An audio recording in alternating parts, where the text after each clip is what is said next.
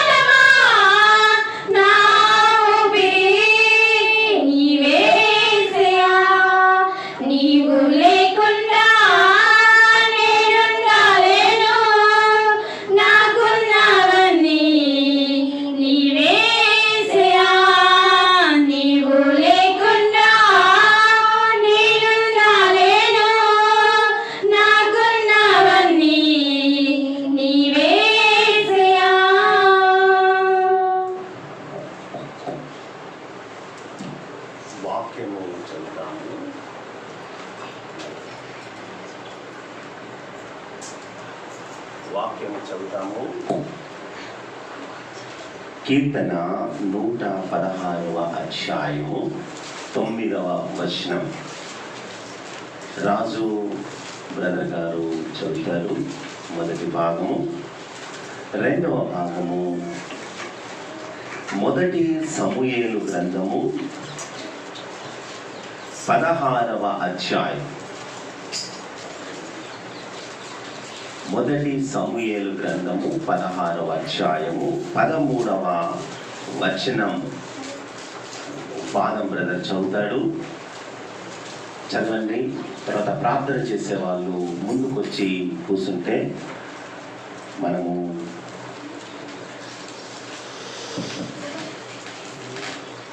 సరే ఎవరన్నా 13వ అధ్యాయం పాదం బ్రదర్ చదివినట్లు. మొదటి సమూయేలు 16వ అధ్యాయము 13వ వచనం యవనస్తురాలైన అనిల చదువుతుంది. తర్వాత ప్రార్థన పాదం బ్రదర్ ప్రార్థన చేస్తాడు. దేవునికి మహిమ కలుగును గాక.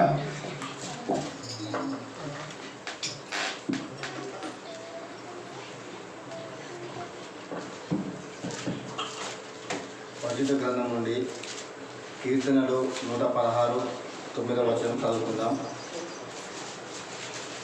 సజీవులున్న దేశంలో యెహోవా సన్నిధిని నేను కాలం గడుపుతున్నాను. ఈ చిన్న వాక్యం అందరి ఇంటిలో పరిపజేయుగా. ఆమేన్. రెండవ భాగము చదువుతుండగా మనం ధ్యానిస్తాం.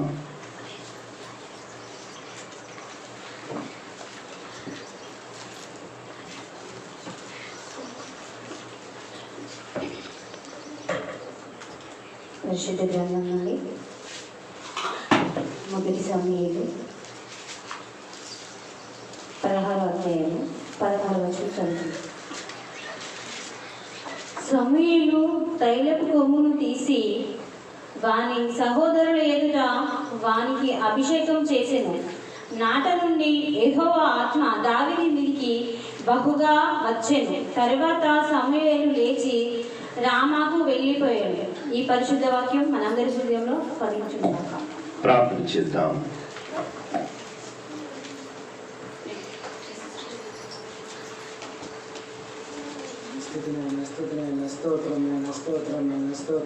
స్తోత్రమైన తండ్రి, కుమార పరిశుద్ధాత్మ స్తోత్రము తండ్రి. స్తోత్రముగా తండ్రి, చదవబడిన వాక్యం నిమిత్తం నా తండ్రి ప్రార్థిస్తున్నాము నా తండ్రి. చదివిన వాక్యం నా తండ్రి ప్రతి హృదయంలో నాటపడటకు నా తండ్రి ఇంకా కృపణ యొక్క సహాయము దయచేయమని యేసుక్రీస్తు నామంలో నా తండ్రి ప్రార్థించి అడిగి వేడుకుంటున్నాము నా తండ్రి.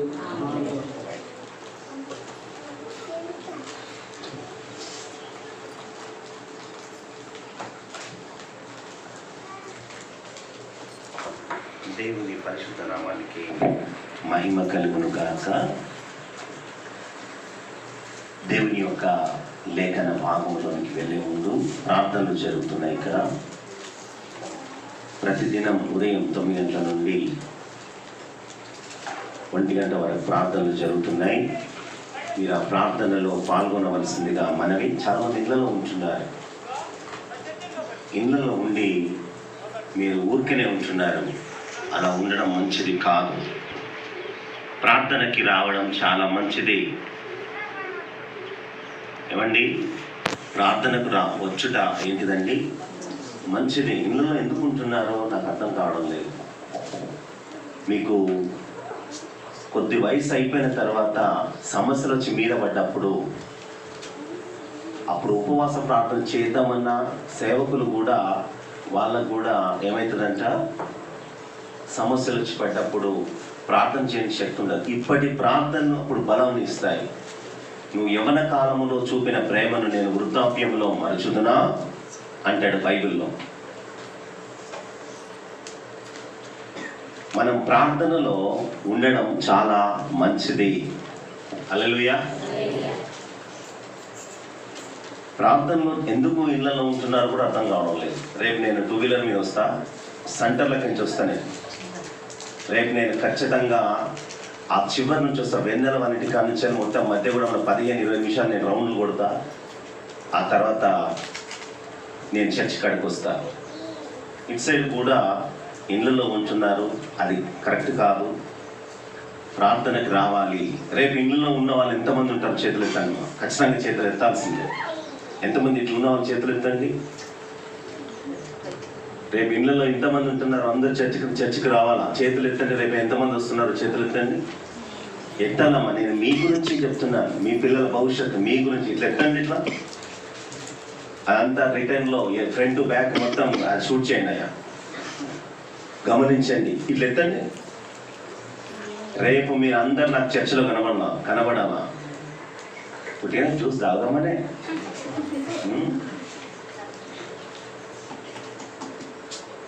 మీకు ప్రార్థనలో ఆత్మ తగిలిందనుకో, ఇక మీదట జన్మలో మీరు ప్రార్థన మర్చిపోరు.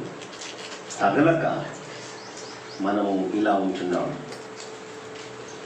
నేను బుధవారం రోజు ఇర్మియా చర్చిలో మెసేజ్ చెప్పడానికి సాయంత్రం వస్తున్నాను. మీరందరూ మన సంఘం కాబట్టి, వాళ్ళు మనల్ని ఆహ్వానించారు కాబట్టి అక్కడికి ఆసక్తి ఉన్న వాళ్ళు రావాల్సిందిగా మనవి.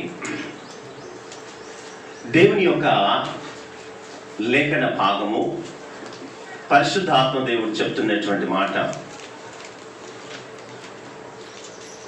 అభిషేకము అన్న పదం మీద మనం ధ్యానం చేద్దాం. అభిషేకము ఎవరికి ఉంటుంది? అభిషేకము ఉన్నవారు ఎలా ఉంటారు? అభిషేకము దేవుడు ఎందుకు ఇస్తాడు? అభిషేకం అనేది అందరికీ రాదు, అందరికీ రాదు. అభిషేకించబడిన వాళ్ళని ముట్టకూడదని దేవుని ఆజ్ఞ ఉంది. అభిషేకము ఆ పొందిన సేవ విస్తరిస్తూ ఉంటుంది. ఆ సేవను బలంగా ఆశీర్వదిస్తుంటాడు. అభిషేకం అనేది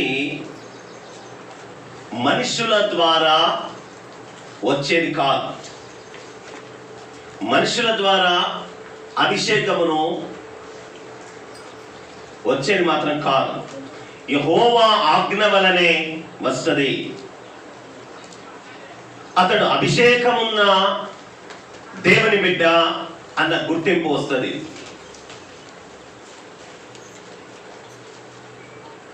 ఒక మాటను గమనించండి. అపోస్తుల కార్యం 13వ అధ్యాయంలో చూస్తే, అక్కడ నేను పని నిమిత్తము పిలిచిన నా వారిని నెత్తి మీద చేతులు పెట్టి ప్రార్థన చేసి పంపు అన్నాడు దేవుడు. ఆయన నెత్తి మీద బలముగా అభిషేకం దిగింది. దేని కొరకు వాళ్ళు అక్కడ వాళ్ళని పిలిచారు అంటే, దేవుని పని కొరకు, దేవుని పని కొరకు పిలిచాడు. మొదటి సమూయేలు 10వ అధ్యాయం చూసినట్లయితే, సౌలును నూనె పోసి దేవుడు అభిషేకించాడు. దేవుని యొక్క అభిషేకం ఎట్లా ఉంటుందంటే, ఇప్పటికీ కొన్ని చర్చిల్లో, రోమన్ క్యాథలిక్ చర్చిలో వాళ్ళు ఏం చేస్తారు,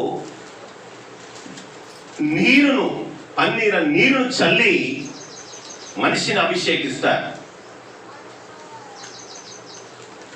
రాజులనైనను అభిషేకించవలసిందే, దేవుని సేవకులనైనా అభిషేకించవలసిందే. దేవుడి యొక్క దాన్ని ఏమంటారు, ఏ ఊరికైనా వెళ్ళేటప్పుడు నూతనంగా సేవ చేస్తున్నటువంటి వారికి దేవుని ఒక అభిషేకం ఇచ్చిన తర్వాతనే పొమ్మంటున్నాడు. యేసు ప్రభుల వారు కూడా పరిశుద్ధాత్మ దేని వల్ల దిగిందని రాయబడి ఉంది, పావురము వలె. అక్కడ అరణ్యమందు ఆయన దేవుని యొక్క సన్నిధానంలో అక్కడ నేను ఆత్మను పొందుకొని బలవంతున్నాయి నేను సేవకు వచ్చాను అని అంటున్నాడు. ఈ అభిషేకం అనేది చాలా ప్రాముఖ్యం. ఈ అభిషేకమైనటువంటి బిడ్డలకు దేవుని యొక్క ఆశీర్వాదం ఎక్కువగా ఉంటుందని లేఖనం చెప్తుంది. వాళ్ళే దేవుని యొక్క పనిని నడిపిస్తారు. హల్లెలూయా. వాళ్ళే దేవుని పని నడిపిస్తారు. చూడండి, ఈ అభిషేకం ఉన్నటువంటి వారు ఎక్కడుంటారు? 116 వచనం చూడండి.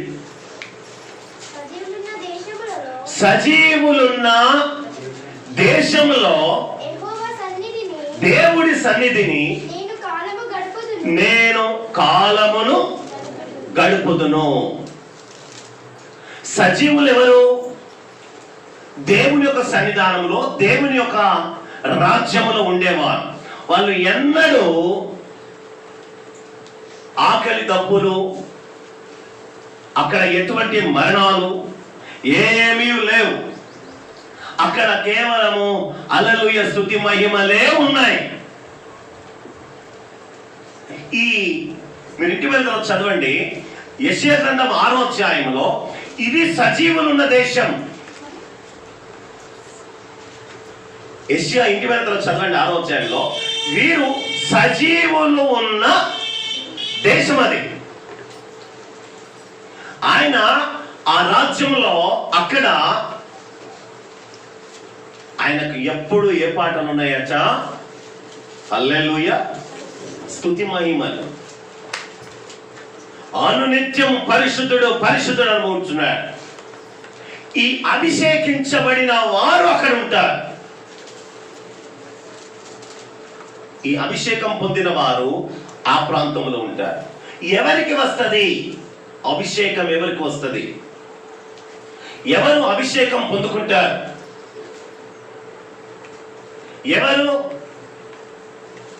ఈ అభిషేకంలో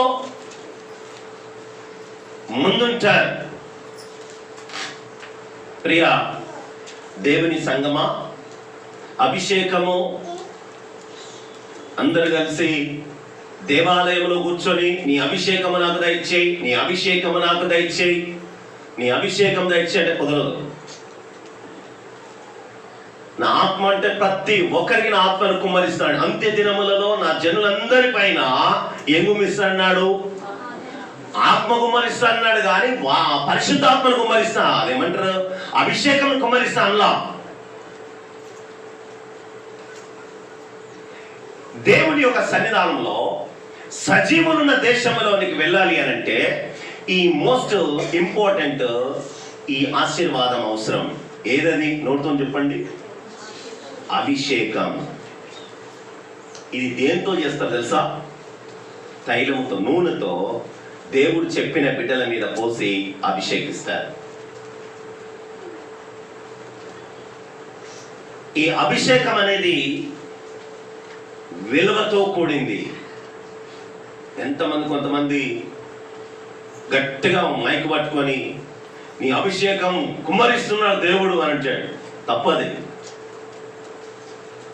అప్పుడు అది ఖచ్చితంగా ఆ సేవకుడు తప్పై ప్రార్థన చేస్తున్నాడని అర్థం. జనులందరి మీద అభిషేకమును కుమ్మరించబడును గాక అంటే తప్పది. దేన్ని కుమ్మరిస్తుంటున్నాడు? ఆత్మను కుమ్మరిస్తా. కానీ చాలా మంది ఈ వాక్యం అనేది తెలవక ఏది కుమ్మరిస్తున్నాడని చెప్తున్నాడు? అభిషేకము. దేవుడు ఒక పాస్టర్ గారికి చెప్తాడు, అభిషేకం పొందుకోబోయే బిడ్డకు చెప్తాడు. ఒకసారి హన్మకొండ సెంటినరీ బ్యాప్టిస్ట్ చర్చ్లో ప్రేయర్స్ జరుగుతున్నాయి. డాక్టర్ జడ్సన్ అబ్రహం గారు అక్కడికి వచ్చాడు. ఒక పాస్టర్ గారు ఆయన దగ్గరికి వెళ్ళి నాకు అభిషేకం ఇవ్వండి సార్ అని అడిగాడు. తైలం పట్టుకుపోయి ఈయన ఒక నూనె పట్టుకున్నాడు. ఈ పాస్టర్ గారే ఒక నూనె డబ్బ పట్టుకొని ఆయన దగ్గరికి వెళ్ళి ఏమన్నాడంటే, అయ్యా నాకేమి నాకు అభిషేకం ఇయ్యండి అయ్యా అని ఆయన దగ్గరికి వెళ్ళాడు. కానీ ఆయన అభిషేకం ఇయ్యమని అన్నాడు. ఈయన పోయాడు, పోయి ఆ నూనె బాటలు ఆయనకి ఇచ్చాడు. నేను బాగా ప్రార్థన చేస్తున్నాను, నాకు అభిషేకం ఇయ్య అన్నాడు. ఎందుకు, ఏం చేస్తావు అని అడిగాడు ఆయన. నువ్వేం చేస్తావు? నేను పాస్టర్ అయ్యా. సేవ చేస్తావా? చేస్తానయ్యా. అభిషేకం అయితే నాకు తెలియదు, కానీ నూనె పోసైతే ప్రార్థన చేస్తానంటే సరే సార్ అన్నాడు. నూనె పోసాడు, ప్రార్థన చేశాడు. అది అభిషేకమా?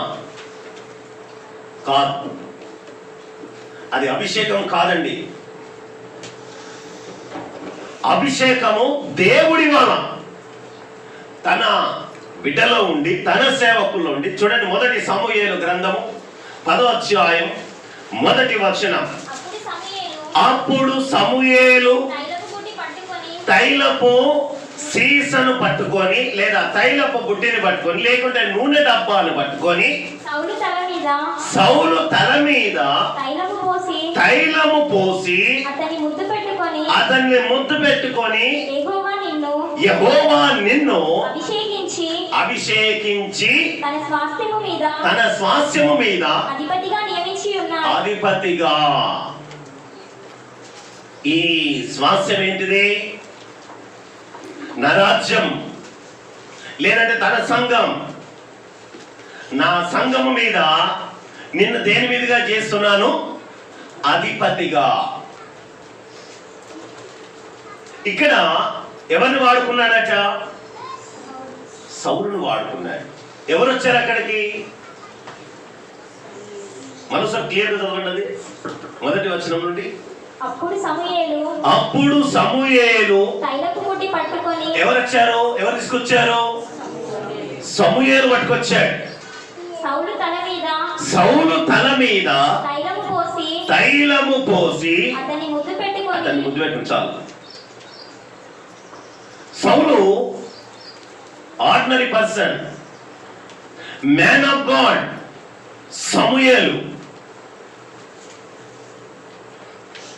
సమూయేలుతోనే వచ్చింది ఫస్ట్ ఇన్ఫర్మేషన్. రేపు ఈ మధ్యాహ్నం ఈ టైంకి నీ దగ్గరికి పలాని వ్యక్తి వస్తాడు, ఆయనను నూనె పోసి అభిషేకం చేయి. అతడు నా స్వాస్థ్యం మీద ఏమైతాడట? అధిపతి. నా స్వాస్థ్యం మీద ఆయన ఒక రాజుగా చలామణి అవుతాడు, లేదంటే నా సంఘం మీద అతడు రాజుగా ఉంటాడు. ప్రియ దేవుని సంఘమా, అభిషేకము ఎందుకు, ఏ విధంగా ఉంటే వస్తుంది? ఆ సౌలుకి ఎలా ఉండాలి? కంటి చూపు చాలా జాగ్రత్తగా ఉండాలి, నోటి మాట చాలా జాగ్రత్తగా ఉండాలి. ఆ కాలములో, సౌలు కాలములో ఈయనంటాడు, అయ్యా ఏ విధముగా నేను ఉండాలి? ఎట్లా ఉండాలి? అభిషేకము నా మీద కుమరించిపోయావే, ఏమిచ్చి నేను ఏ విధంగా ఉండాలి? పరిశుద్ధాత్మ పొందుకోవాలంటే నీవు ప్రార్థనలో కూర్చొని, ప్రభువా నీ సహాయం దయచేయి, నీ ఆత్మను దయచేయి అని కూర్చోవాలి. సౌలుకు ఆ అనుభవం తక్కువ ఉంది. సౌలుకు ఆ అనుభవంలో చాలా ఏమున్నదట, ఆయనకు అనుభవం లేదు, కానీ దేవుని చిత్తంలో ఆయన ఉన్నాడు. యేసు ప్రభువు వారి చిత్తంలో ఆయన ఉన్నాడు. ఒకసారి ఈ ప్రార్థన చేసే సేవకుడు, ప్రార్థన చేసే పాస్టర్ గారు ఎవరైనా తన ఆత్మ ద్వారా, తన బిడ్డల ద్వారా దేవుడు తన పనిని జరిపించుకుంటాడు. ఇక్కడ సమూయేలును అదే వాడాడు. సౌలు ఎట్లుండాలయ్యా అంటే అందులో కొన్ని మాటలు రాశాడు. సౌలు బయటికి ఒక మాట చెప్పాడు సౌలుకి. నేను ఆ మాటలు చూపిస్తాను, తీయండి ఒకసారి. మొదటి సమూయేలు గ్రంథం తీయండి. ఈయన అంటాడు 10వ అధ్యాయమా, చూడండి అక్కడ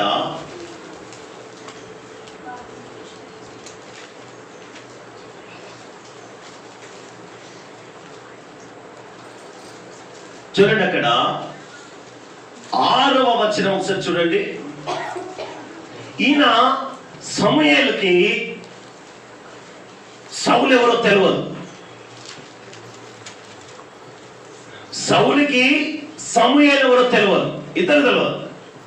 కానీ నేను ఇదిని బట్టి చెప్తున్నాను, నాకు ఎక్కువ అనుభవం లేదు అని, నాకు ఎక్కువ మారు మనసు లేదు అని ఒప్పుకుంటున్నాడు సౌలు. నాకు ఎక్కువగా అనుభవం లేదు, ప్రార్థన అనుభవం లేదు, నా మీద నూనె పోసావు అంటే దేవుడు ఆయనకి సమూయేలు దగ్గర ఈ క్వశ్చన్, ఈ సౌలు ఈ క్వశ్చన్ వేస్తాడు, కానీ ఇక్కడ రాయవల్ల. అందుకే దేవుడు సమూయేలుకి ఒక మాట చెప్పాడు. చూడు, ఆయనకి ఈ విధంగా చెప్తాడు, క్వశ్చన్ వేస్తాడు, నువ్వు వెళ్ళి ఆయనతో ఈ విధంగా మాట్లాడు అని చెప్పాడు. ఆయనకు ఈ విధంగా చెప్తాడు. కిట్ మొత్తం దేవుడు సమూయేలు దగ్గర పెట్టాడు, ఇట్లా పెట్టాడు, ఇట్లా మాట్లాడాలని. 6వ వచనం చూడండి, అక్కడ దేవుడి ఆత్మ నీ మీదికి బలముగా దిగి వచ్చును, నీవు వారితో కలిసి ప్రకటన చేయుచుండగా నీకు కొత్త మనసును వచ్చును. దేవుడు నీకు ఏమై ఉంటాడు? తోడుగా ఉంటాడు. ఎప్పుడు వస్తుంది? ఎప్పుడు నీకు ఈ కొత్త మనసు వస్తుంది? ఎప్పుడు దేవుడు నీకు తోడుగా ఉంటాడు? ఈయన ప్రార్థన చేశాడు, కానీ టైం అనేది ఇంకా ఉంది, సమయం ఉంది. ఇప్పుడు 10వ అధ్యాయం 1వ వచనంలో ఏం పోసాడండి? తైలం పోసాడు. మరి 6వ వచనంలో ఏమంటున్నాడు? దేవుడి ఆత్మని అప్పుడు ముందుకుంటా. ఎప్పుడున్నా ఎవరు వచ్చారో తెలుసా ఆయనకి? ఆ మాట 3వ వచనం 2వ లైన్ చూడండి. వెళ్ళి తాబోరు మైదానమునకు రాగానే అక్కడ బేతేలునకు దేవుని యొద్దకు పోవు 3 మనుషులు నీకు ఎదురుపడును. నేను చదువుతున్నాను, వినండి. 3వ వచనం, 10వ అధ్యాయం 3వ వచనం. తరువాత నీవు అక్కడ నుండి వెళ్ళి తాబోరు మైదానమునకు రాగానే అక్కడ బేతేలునకు దేవుని యొద్దకు పోవు 3 మనుషులు నీకు ఎదురుపడును. వీళ్ళ చేతిలో ఏమున్నాయి అమ్మా? ఒకడు 3 మేక పిల్లను, ఒకడు 3 రొట్టెలను, ఇంకొకడు ద్రాక్షారసపు తిత్తిని అమ్మా మోయిచూని దగ్గరికి. ఎక్కడ ఇది? ఏ ప్రాంతము? ఏ చర్చి పేరు? అమ్మా బేతేలు. ఏ ప్రాంతంలో ఉన్నది? తాబోరు మైదానం. ఈయనకు కృత మనసు ఇంతవరకు ఈ 3వ వచనంలో కూడా రాలా. ఇక్కడ దేవుని ఒక ఆశీర్వాదం చూడండి. పరిశుద్ధాత్మ దేవుడు చెప్పిన ఆ మాటలు నీవు ఎప్పుడైతే అనుభవం లేదో, అనుభవం కలిగిన సేవకుడైనా పాస్టర్ గారు క్రొత్త హృదయమును నేను ఇస్తున్నాను. ప్రియా దేవుని సంగమా, చూడండి లేఖన భాగంలో పరిశుద్ధాత్మ దేవుడు సజీవులున్న దేశం ఉట్టిగానే ఇవ్వడు. ఈయనంటాడు 32వ అధ్యాయంలో యోబు అంటాడు దేవుని యొక్క సన్నిధానంలో. ఈయనంటాడు, అయ్యా 31వ అధ్యాయం 1వ వచనంలో ఎట్లా ఉండాలి, నేను ఏ విధంగా ఉండాలి? సౌలు అంటాడు, నేను ఏ విధంగా ఉండాలి, నేను ఎట్లా ఉండాలయ్యా, నాకు ఎవరు నేర్పరే? సౌలుకి దేవుని యొక్క ధర్మశాస్త్రం చదువుతున్నప్పుడు ఆయనకు యోబు గ్రంథంలో ఒక మాట చూపించాడు. ఫస్ట్ నువ్వు సెట్ కావాలా, ఫస్ట్ నువ్వేం కావాలండి? నువ్వు సెట్ కావాలా? ఫస్ట్ నువ్వు సెట్ అయ్యావా, నీ రాజ్యం సెట్ అవుతుంది. నువ్వు సెట్ అయ్యావా, నీ కుటుంబం సెట్ అవుతుంది. చూడండి 31వ అధ్యాయం. ఫస్ట్ నీ కళ్ళను జాగ్రత్తగా చూసుకో. చూడండి అన్నమాట. నేను నా కన్నులతో ఒక నిబంధన చేస్తుని, కన్యకను నేను ఎలాగూ చూచెదను, అలాగున చేసిన ఎడల పరలోకమునందున్న దేవుని ఆజ్ఞ ఏమవును. ఈ కన్ను చాలా పెద్దది. ఈ కన్ను చాలా మంచిది కాదు. ఈ కన్ను ఏం చేస్తుంది? బాగా మనిషిని ఉరకలేపిస్తుంది. ఫస్ట్ సౌలు ఈ మాటలు చూస్తున్నప్పుడు ఏం చేస్తే బాగున్నానంటే, ఆఖరికి ఫస్ట్ దేవుడు చెప్పిన మొదటి మాట, నీ కళ్ళను ఎట్లా పెట్టుకోవాలా? అదుపులో పెట్టుకో. సౌలు కళ్ళను అదుపులో పెట్టుకోమంటున్నాడు. అరే అంత పెద్ద అభిషేకం వదుకున్నవాడు దేవుడు చెప్తున్నాడు, ఎందుకయ్యా ఇట్లా చెప్తున్నావంటే, నీ కళ్ళను చాలా జాగ్రత్తగా పెట్టుకో బాబు. ఎందుకంటే నీ కళ్ళు చాలా ఏమైనాయట. ఈయనంటాడు యోబు, పరమునందు ఉన్న నా దేవుడు నాకు ఇచ్చిన ఆజ్ఞ ఏమైతుంది? దేనికి? నా కళ్ళను గనక నేను చూసుకుంటే. ఈయన దేన్ని చూశాడు ఈ కన్నుతో? అరే చెప్పడేంటండి, ఎవరిని చూశాడు? అరే గట్టిగా చెప్పండి, చదవన మాట. నేను నా కన్నులతో దేవుని దగ్గర ఒక నిబంధన చేశాడు సౌలు. యోబు ఏమనంటే, అయ్యా కన్యకను నేను ఎలాగూ చూస్తునో, ఒకవేళ నేను చూసిన ఎడలా పరలోకమనందున్న దేవుడి ఆజ్ఞ ఏమవును. ఏమైతుంది? ఫస్ట్ నా నిబంధన చేసుకుంటున్నాను, నా కళ్ళతో జాగ్రత్తగా చూస్తాను. అసలు గట్టిగా చూసినావు అనుకో, పక్కన అంటాడు, ఏం చూస్తున్నా అయ్యా నన్ను అంతగా అని అంటాడు. అంటే ఎవరు చూస్తారు? ఇది వాళ్ళే చూస్తారు కదా. సంసోన్ దగ్గరికి 1000 మంది వచ్చారు. 1000 మంది వస్తే ఆయన కంటికి ఇంపైనది ఏది కనవల్లా, ఇంపైనదే కావాలి. ఎంతమంది వచ్చారట? 1000 మంది వచ్చారు. 1000 మంది వచ్చినప్పుడు స్పెషల్ ఆశీర్వాదం కలిగిన వాడు సంసోను. గర్భమున పుట్టక మునిపే అభిషేకించబడిన వాడు. నీ గర్భములో కుమారుడు పుట్టునని ఆయన దేవునికి నాజీరు చేయబడినని వాళ్ళ తల్లిదండ్రులతో వాగ్దానం చేయబడిన వాడు ఈ వ్యక్తి. 1000 మంది వచ్చారు, అటాక్ చేశారు చంపనికి. ఈయన ఇంపైన చూస్తున్నాడు.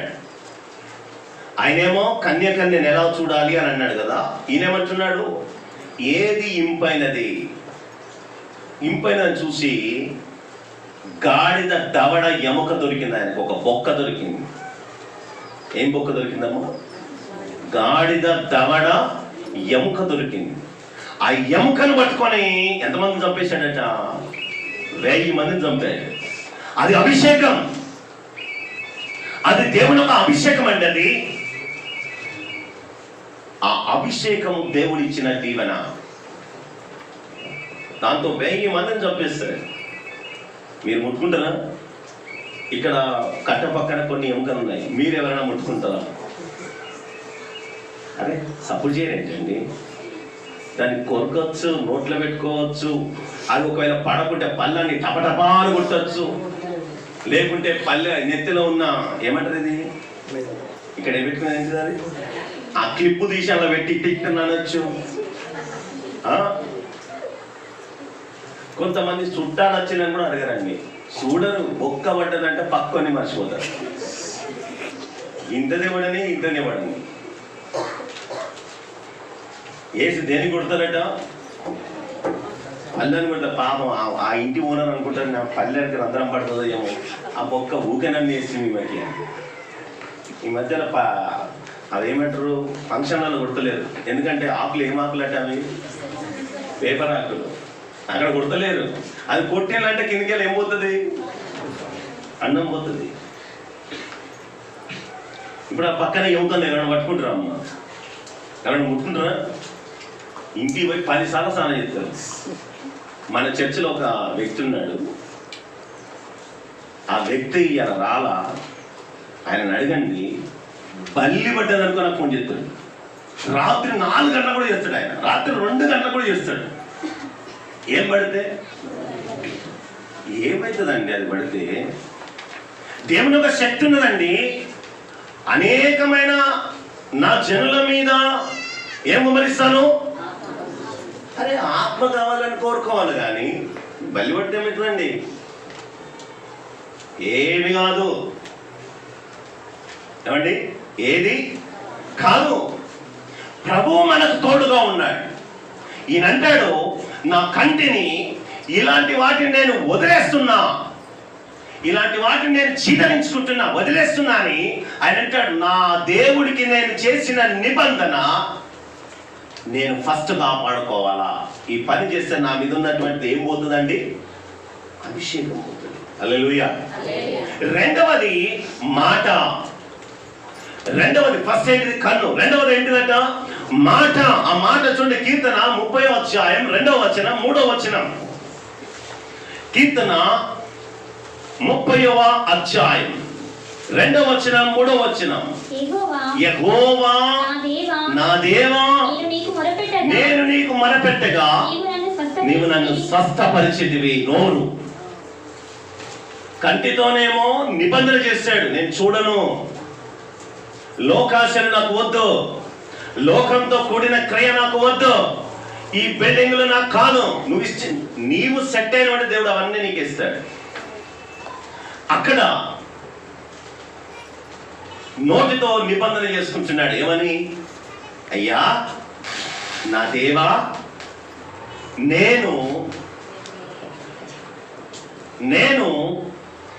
నా నోటితో నీకు ప్రార్థన చేస్తాను. ఇంకో మాట 3వ వచనం, యెహోవా పాతాళములో నుండి నా ప్రాణమును లేవదీసితివి, నేను గోతిలోనికి దిగకుండా నీవు నన్ను ఏం చేశావు? పాతాళం. ప్రార్థన లేని వాళ్ళు అందులోనే ఉంటారు. భూమి కింద ఏమున్నదండి? పాతాళం. ఈ ఉపవాసం లేని వాళ్ళు, ప్రార్థన చేయకుండా ఉండేవాళ్ళు, చదువచ్చి బైబిల్ చదవకుండా ఉండేవాళ్ళు, వీళ్ళందరూ వీళ్ళ టికెట్ ఎక్కడికి రాస్తున్నది? పాతాళములోనికి ఉన్నది. వీళ్ళకు ఒక టికెట్ గుర్తుపెట్టుకోవాలా, అందరు గుర్తుపెట్టుకోండి. ఈ మాట మరోసారి అందరం చదువుతాము. నేను చదివిన తర్వాత మీరు చదవండి. 3వ వచనం 30వ అధ్యాయం 3వ వచనం. యెహోవా పాతాళములో నుండి నా ప్రాణమును లేవదీసితివి, నేను గోతిలోనికి దిగకుండా నీవు నన్ను బ్రతికించితివి. ఎవరు వీళ్ళు? ప్రార్థన చేసేవారు, బైబిల్ చదివేవాళ్ళు, దేవుని ప్రార్థన స్థలములోనికి వెళ్ళేవారు. చదువచ్చి బైబిల్ చదవకుండా, ప్రార్థన వచ్చి చేయకుండా, దేవుని యొక్క సన్నిధానంలో దూరముగా ఉండేవారు. వీళ్ళకు ఒక టికెట్ ఉన్నది. ఏ టికెట్ అట? పాతాళము టికెట్. ఎందులో ఉన్నదట? అది భూమి కింద. వాళ్ళు ఎన్నడూ దేవుని రాజ్యమునకు రారు. ప్రియ దేవుని సంగమా, ఈయనన్నాడు, అయ్యా నా నోటితో ఏం చేసుకున్నాను? నిబంధన చేస్తున్నాను. ఎక్కడికి పోవద్దని? పాతాళమునకు నేను పోవద్దు. నాకు నీ అభిషేకం దయచి, నాకు నీ అభిషేకమును ఉంచు. నీ అభిషేకము నాకు ఇచ్చావా, నేను దీవించబడతా. త్వరగా 3 మాటలు చెప్తాను నేను. త్వరగా అందులోనే చూడండి, అక్కడ 31వ అధ్యాయం 5వ వచనం. నా ఆత్మను నీ చేతికి అప్పగించుచున్నాను, సత్యదేవా నన్ను విమోచించువాడవు. నీ ఆత్మ అభిషేకం పొడగొట్టుకోవద్దండి. అయ్యా, నా హృదయమును నీకు అప్పచెప్తున్నాను. నా ప్రాణంలో ఉన్న ఆత్మ నీకు అప్పచెప్తున్నాను. సౌలు నేర్చుకుంటున్నాడండి. సౌలు నేర్చుకుంటున్నాడు. నాలో ఉన్న స్పిరిట్, నాలో ఉన్న ఆత్మ, నాలో ఉన్న దేవుడిచ్చిన అభిషేకము అయ్యా నీ చేతికి నేను అప్పగించుచున్నాను. ఫస్ట్ దేన్ని అప్పగించాడు? కళ్ళకు అప్పగించాడు, కళ్ళను అప్పగించాడు. తర్వాత దేన్ని అంటున్నాడు? నోరుని అన్నాడు. గుర్తుపెట్టుకోవాలి. ఫస్ట్ ఏంటిది? రెండవది ఏంటిది? నోరు. ఇప్పుడు దేన్ని అంటున్నాడు? మళ్ళీ నా ఆత్మను చేతికి అప్పగిస్తున్నాను. పళ్ళెంలో అన్నం వేశారు. ఆ పళ్ళెంలో ఉన్న అన్నము నోట్లో తినాల, కానీ ఆ నోరుకి అప్పచెప్పాలంటే ఆ పళ్ళాన్ని దేనికి అప్పచెప్పాలా? చెయ్యికి అప్పచెప్పాలా. ఈ చెయ్యికి అప్పచెప్తేనే చెయ్యి ఏం చేస్తుంది? కలిపి తింటుంది, నోట్లో పెడుతుంది. లేకపోతే ఆ నోరు ఏమవుతుందట? అది తినలేదండి.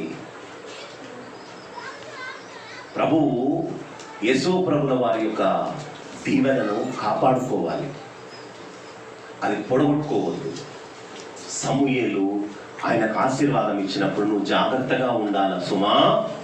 ఏమన్నాడండి? జాగ్రత్త సుమా. ఈయనన్నాడు.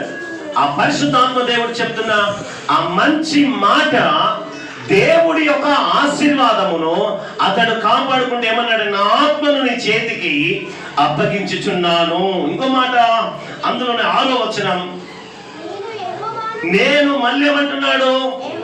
యెహోవాను నమ్ముకొని ఉన్నాను. నేను దేవుని ఏమంటున్నాడట? నమ్ముకొని ఉన్నాను. వ్యర్థమైన దేవతలను అనుసరించువాడు నాకు ఏంటిదట? నేను వ్యర్థమైన పనులు నేను చెయ్యను. చేసే వాళ్ళను చూస్తే నేను ఏం పడతానట? అసహ్యపడతాను. వాళ్ళకు నాకు సోపతి లేదు. తాగే వాళ్ళతో ఎప్పుడు సోపతి చేయదండి. ప్రార్థన చేయాలా, వాళ్ళతో మాట్లాడాలా, కానీ వాళ్ళతో ఏం చేయదట? సహవాసం చేయదు. ఈయనంటాడు యెహోవాను నమ్ముకొని ఉన్నానంటున్నాడు. మళ్ళీ ఏమన్నాడట 6వ వచనంలో? వ్యర్థమైన దేవతలకు నేను ఎట్లుంటాడట? వాళ్ళని నేను అసహించుకుంటున్నానంటాడు. అదే వాళ్ళకి బాగా ఆశీర్వాదం అనుకుంటున్నాడు. కొత్త బట్టలు, కొత్త వస్తువులు, కొత్త ఇల్లు, ఇవన్నీ మనకు సహజం. దేవుడు ఇస్తాడు. ఒకరోజు కాకుండా ఒకరోజు ఇస్తాడు. ఆరోగ్యం ఒకరోజు కాకుండా ఒకరోజు ఇస్తాడు. కానీ మనం అసహించుకునేటువంటి కొన్ని ఉన్నాయి. తాగుబోతులకు ప్రార్థన చేయి, కానీ వాళ్ళని ఏం చేసుకోవద్దట? వాళ్ళతో సహవాసం చేయదు. ఒకవేళ మన ఇంట్లోనే ఉంటే వాళ్ళకు ప్రార్థన చేయి, వాళ్ళకు సహాయం చేయి, వాళ్ళతో మీరు మాట్లాడి ప్రభువా అని చెప్పి ప్రార్థన చేయి. దేవుడు అప్పుడు ఆశీర్వదిస్తాడు. ఇంకో మాట, చివరి మాటలు, ఇంకా 2 మాటలు చూపిస్తాను చూడండి. అందులో 31-14 వచనం. యెహోవా నీ యందు నమ్మకం పెట్టి ఉన్నాను. నాకు నీ సహాయం కావాలా? నాకు నీ సహాయమును నాకు నీ సహాయమును అనుగ్రహించు. ఇంకొక మాట 19వ వచనం.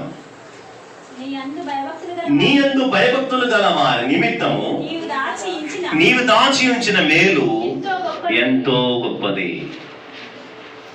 భయం వచ్చినప్పుడు కన్ను సెట్ చేసుకున్నాడు. భక్తి వచ్చినప్పుడు నోరు సెట్ చేసుకున్నాడు. వినకూడనివన్నిటి నేను వినను అంటున్నాడు.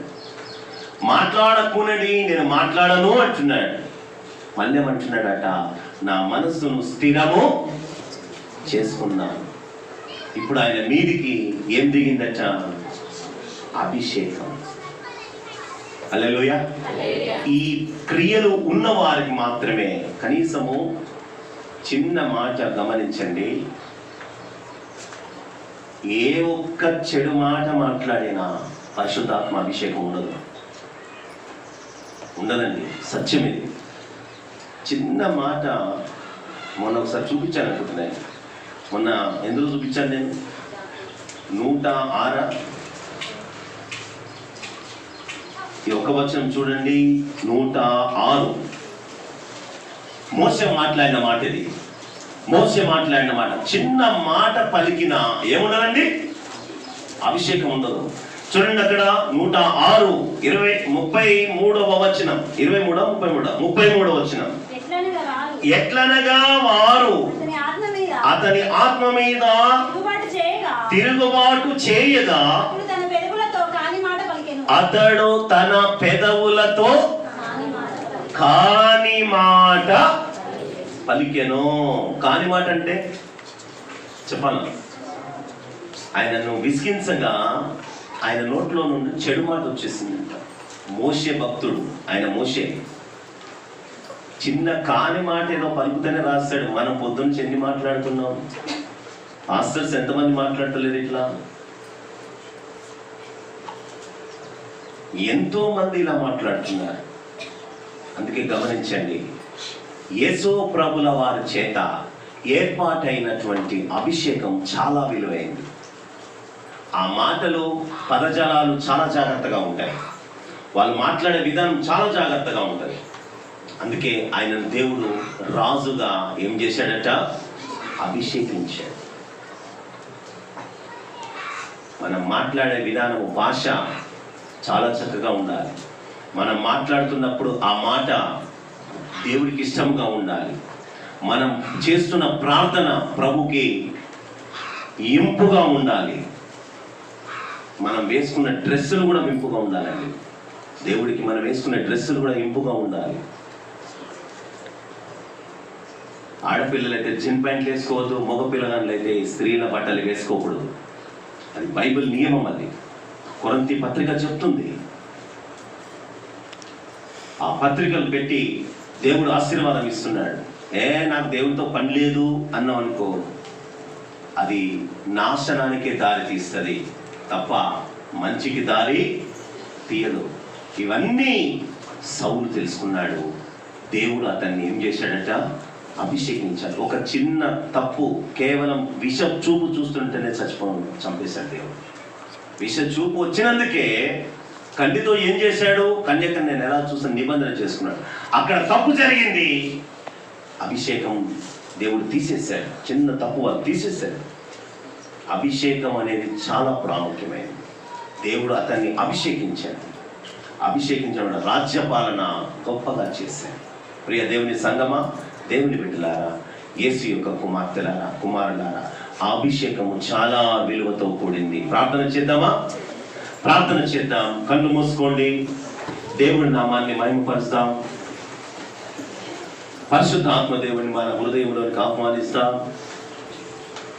మనము దేవుని యొక్క సన్నిధానంలో కూర్చొని ప్రభు యొక్క అయ్యా ప్రార్థన చేద్దాం. కళ్ళు మూసుకుందాం. మహోన్నతుడు, ప్రేమ కలిగిన వాడు, మా ప్రాణమునకు ప్రియుడు, మమ్మలను ప్రేమిస్తున్నటువంటి యేసు ప్రభువా, నీకు స్తోత్రములు. మేము ప్రార్థిస్తున్నాము నాయన. నీ సన్నిధానంలో కూర్చొని మేము అడుగుచున్నాము అయ్యా. సౌలు అభిషేకము చాలా విలువైంది అయ్యా. అతని చేత మీరు అభిషేకించారు. సౌలు చేత, సమూయేలు చేత. సమూయేలు సౌలును ఆశీర్వదించి అభిషేకించాడు. మీకు స్తోత్రములు అయ్యా. అతను గొప్పగా దీవించబడ్డాడు నాయన. ఏ విధముగా ఉండాలో మాకు నేర్పారు. ఏ విధంగా నడవాలో మాకు నేర్పారు అయ్యా. మాట ఎట్లా ఉండాలి, మా కంటి చూపు ఎట్లా ఉండాలి, మా నడవడిక ఎట్లా ఉండాలి, మేము వినే వినికిడి ఎట్లా ఉండాలి అయ్యా మాకు చెప్పారు. మేము వేసుకున్న వస్త్రాలు ఎట్లా ఉండాలి మీరు చెప్పారు. అందరిని బట్టి మీకు స్తోత్రం. నీ దీవెనను దయచి నీ పరిశుద్ధ ఆత్మను కుమ్మరించున్నాను. నీ రెక్కల కింద కాపాడను. పరిశుద్ధుడా నీకు వందనాలు అయ్యా. ఎంతో మంది ప్రభువా, చాలా మంది యవనస్తులు ప్రభువా ఇది తెలవక పడిపోతున్నారు. నీ వాక్యము లేక చనిపోతున్నారయ్యా. వాళ్ళందరినీ మీరు ఆశీర్వదించి మీ రెక్కల కింద కాపాడండి. మీ యొక్క ఆత్మచేత నింపుదల దయచేయండి. ఇదిగో ప్రభా నీకు స్తోత్రములు. యాక్సిడెంట్ల బారి నుండి అనేకమైన హాస్పిటల్లో ఉండి నాయన నీకు కొట్టుబిట్టలాడుతున్నటువంటి ప్రభువా సహాయం చేయమని అడిగే వాళ్ళు ఉన్నారు. వాళ్ళని బట్టి మేము ప్రార్థిస్తున్నాం. ఆ బిడ్డను మీరు ముట్టండి, బాగు చేయండి. సంఘంలో ఉన్న ప్రతి బిడ్డను మీరు దర్శించిన మీరు రెక్కల కింద కాపాడు అయ్యా. వేస్తున్నప్పుడు వస్తున్నప్పుడు కాపుదల, భద్రత, ఆశీర్వాదము దయచేయండి. మీరు రెక్కల కింద కాపాడండి తండ్రి. మేము క్షమిస్తున్నాము నాయన. నీ ఆత్మచేత నింపుదల దయచేయండి. ఇదిగో నీ చేతులపై సంఘాన్ని పెడుతున్నాం. విత్తబడిన వాక్యం ప్రతి బిడ్డ హృదయంలో నాటబడ్డకు 30 60 100 ఫలించు సహాయం చేయండి. లైవ్ చూస్తున్న బిడ్డలను కూడా మీరు దర్శించిన ఆయన మీ రక్తంలో కడిగి శుద్ధి చేయండి. హాస్పిటల్లో ఉన్న వాళ్ళని బాగు చేయండి. గర్భం లేని బిడ్డలకు గర్భఫలం దయతో సహాయం దయచేయండి. అనారోగ్యం ఉన్న బిడ్డలను బాగు చేయండి, స్వస్థపరచండి తండ్రి.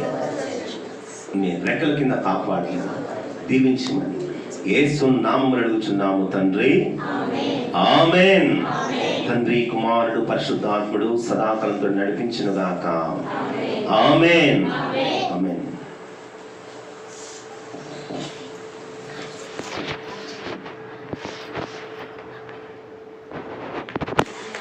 దేవుని పరిశుద్ధ నామానికి మహిమ కలుగును గాక.